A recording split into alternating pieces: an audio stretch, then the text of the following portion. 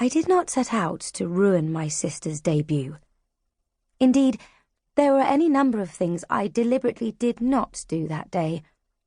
I did not pray for rain as I knelt in the small chapel of our London townhouse that morning, the cold of the floor seeping into my bones.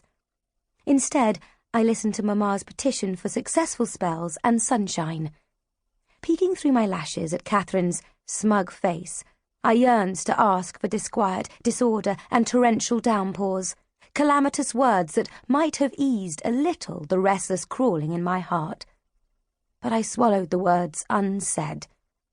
Even should God heed such a treacherous prayer, my father would not. Though Papa's weather magic would cost him a headache, my sister would dance under clear skies.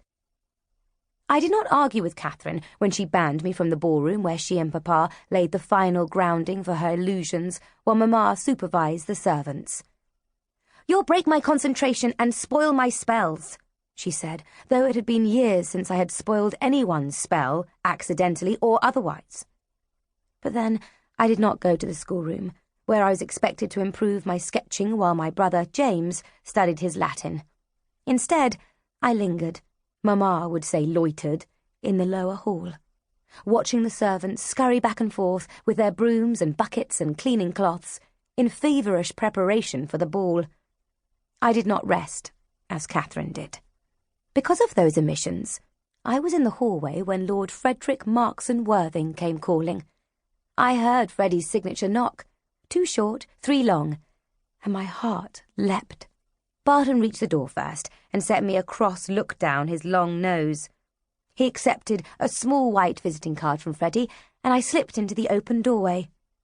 "Lord Markson Worthing!" I smiled up at him, remembering just in time to use his formal name. "Won't you come in?" I didn't have to look at Barton to know his brows were lowering. Our butler disapproved of forwardness in general, and of me in particular.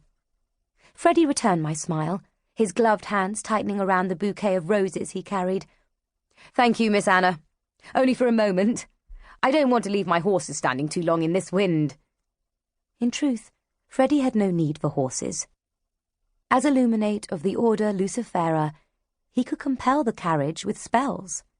But he preferred the aesthetic of his matched bays, which drew the eye and required less effort to maintain than magic. Barton led us upstairs to the green drawing-room, so named for the ivy pattern sprawling across the wall and the deep emerald drapes. "I will notify your mother, Miss Anna." Freddie and I sat on matching high-backed chairs near the window. Freddie leaned toward me, nearly crushing the roses he held. He smelled of tobacco and cinnamon. "I hoped I might see you." My face grew warm as I met Freddie's intent gaze. I had first encountered Freddie only a few days after we arrived in town for Catherine's season, to launch her into Luminate society. As a son of an old-school friend of Papa's, he had come to pay his respects. But though he had talked to Catherine, he had looked at me. 2 days later, our paths crossed by accident in Hyde Park, and after that, by design. My maid, Ginny, might suspect the frequency with which Freddie appeared during our errands about London, but she was the only one who knew of our involvement. There was no one in the world I liked so well as Freddie. I admired the way his honey-coloured hair curled a little above the collar of his coat. I adored his eyes, which were not really grey, but a band of blue around a centre of brown. And I loved him for the way the corners of his lips trembled when he was impassioned, when he spoke about his plans for a seat in the Luminate-led Parliament, or his dreams of a salon in London where Luminate could mingle freely with artists, poets, politicians, and scientists, where wit would trump magic and ideals would matter more than money. There was little room in the real world for people like me, but there might be room in Freddie's. We would be a good match, equals in passion and intelligence.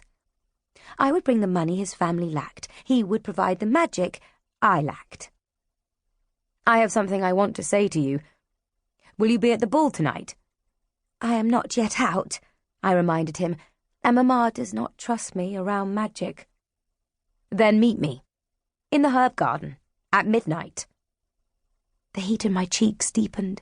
I rearranged my skirts, pretending a composure I did not feel. "Very well." "Good girl." Freddie stood then and adjusted his top hat. "I must go." He thrust the flowers at me, roses of a red so deep their centres were almost black. The petals spilled over my fingers like blood. I watched him walk away, admiring the straight line of his back. In the doorway, Freddie spun around to face me. "The flowers are for Catherine. See that she gets them, will you?"